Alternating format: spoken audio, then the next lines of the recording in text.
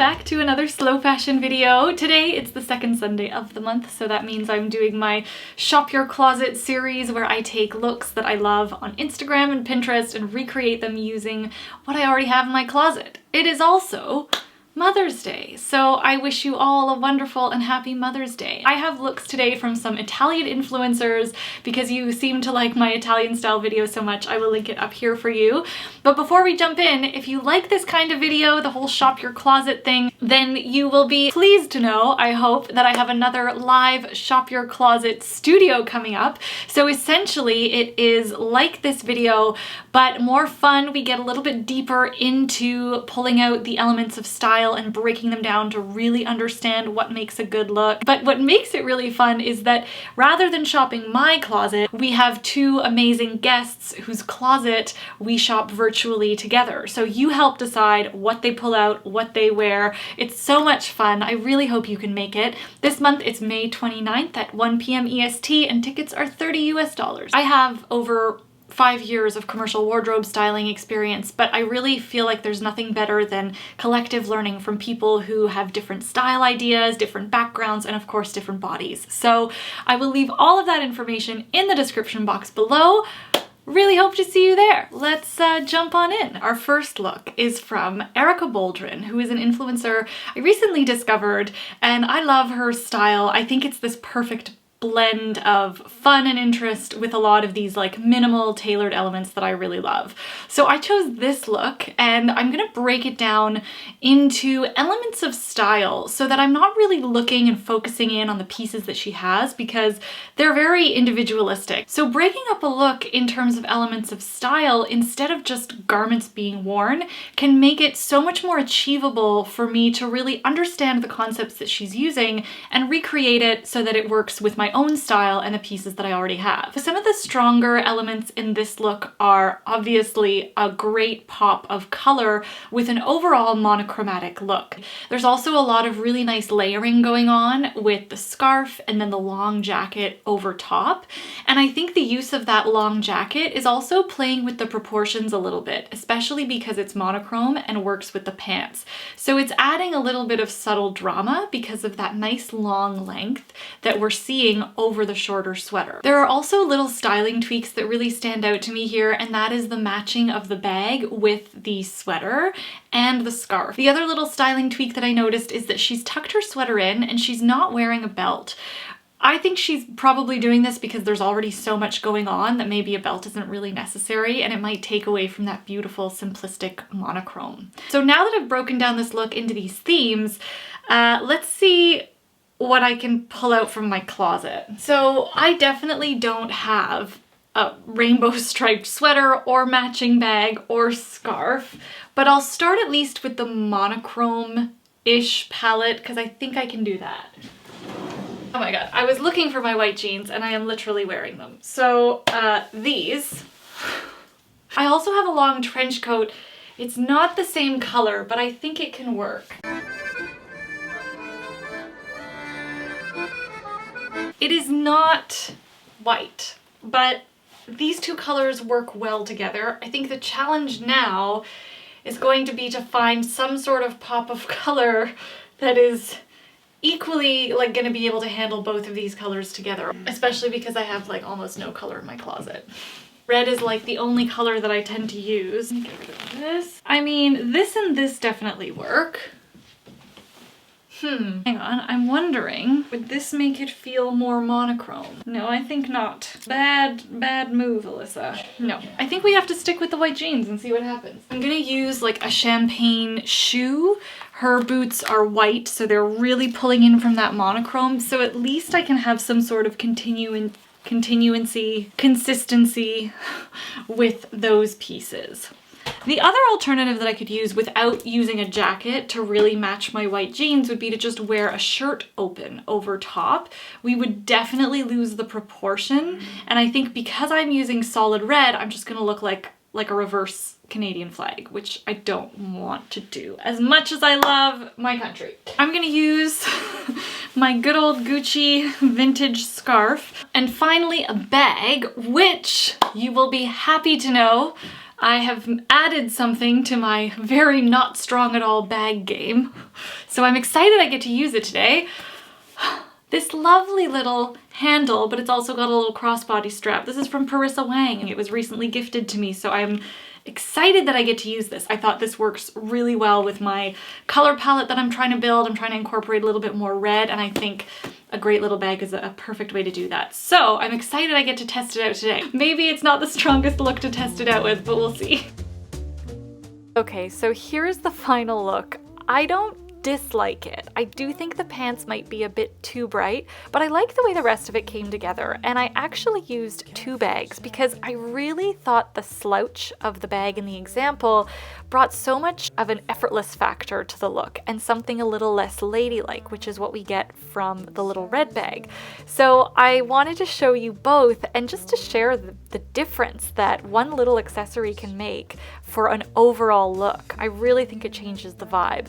But now that I'm looking at these, I think I prefer the slouchy bag. Tell me, what do you think? Alright, look number 2 is by Valentina Ferragni, who is the younger sister of the superstar Italian blogger, well, Italian entrepreneur Chiara Ferragni. I like Valentina's style a lot more. So I chose this look from her for the main reason that I have a skirt and button-down shirt that are similar, like just a plain black. You'll see it in a second.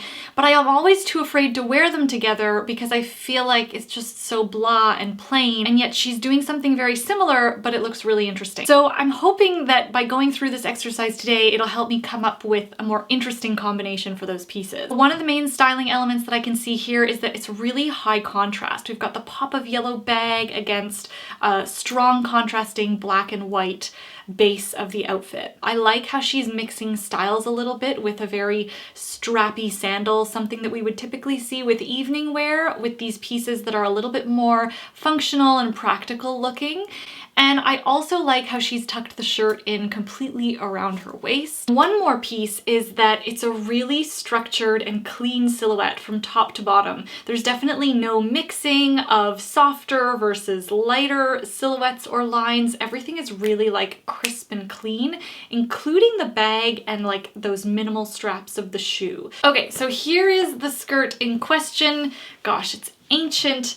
It does not have the little black and white print or whatever that detail is around the waist, but it does have a really similar structured silhouette and hemline, which I like. My Power of My People shirt, great simple button down. I love the weight of it. Purse, you might already have guessed it. I'm gonna pull this guy out again. So glad it's getting so much use already. I also like how I can hold it this way, like it's a little bit more delicate. I'm gonna go with these shoes, I think. Ooh, and a little touch to the skirt like a belt. Clearly cannot make up my mind on the belts. I'm thinking this one might be too distracting because the purse has that big gold buckle on it and I don't want them to compete. I think this one might be the winner. I changed my mind again here because I really thought that the delicate sandal might not be able to hold its own with the heft and darkness of the belt and the skirt, but I actually think both of these work. I think the look on the left with the straps that are minimal lends a little bit more of a clean and classic look, whereas the one on the right with the more delicate sandals feels a bit more playful. But I think I would wear either of these looks, just depends on my mood. The first time that I met you, I thought it looked so sweet.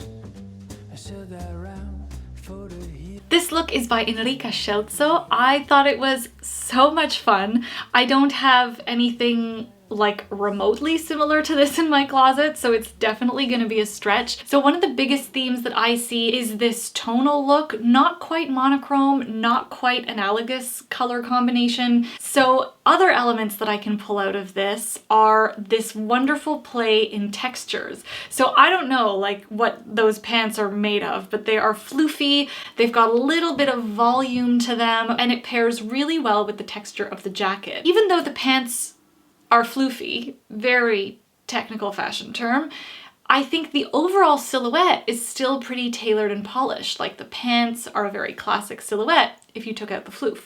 So I think that is what makes this look a little bit achievable, whether you're choosing the color, the texture, or the silhouette to play with, or a combination of all three. And then the rest is more like these little styling tweaks. So the fact that there's nothing being worn under the blazer, or if there is, it's very minimal. So the first thing that I can actually do is the floofy pants. Here it is, the floofy skirt. No, it's not pants.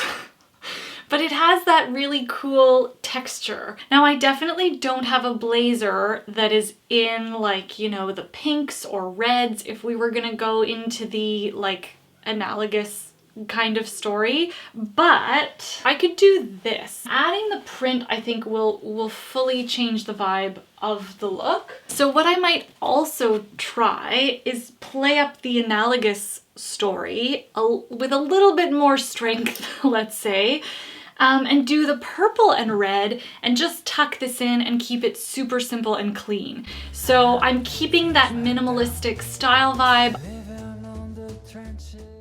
One of the key themes that I think plays the biggest factor in this whole look that I totally missed at the beginning was the playfulness between two different styles. A very functional, almost business-like blazer with really fun and frivolous pants.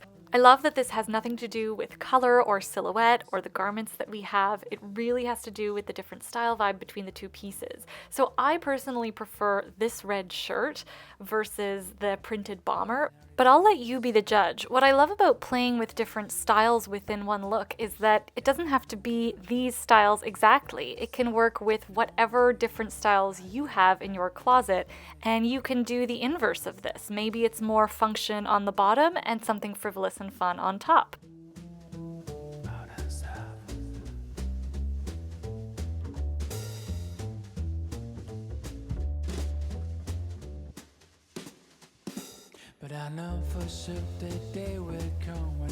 So that is what I have for you today. Let me know if you thought those looks were a hit or a miss in the comments below.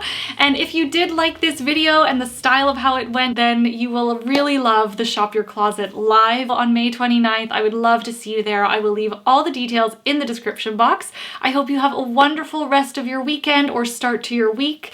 Thank you so much for watching. It really means a lot, and I will see you in another slow fashion video. Ciao!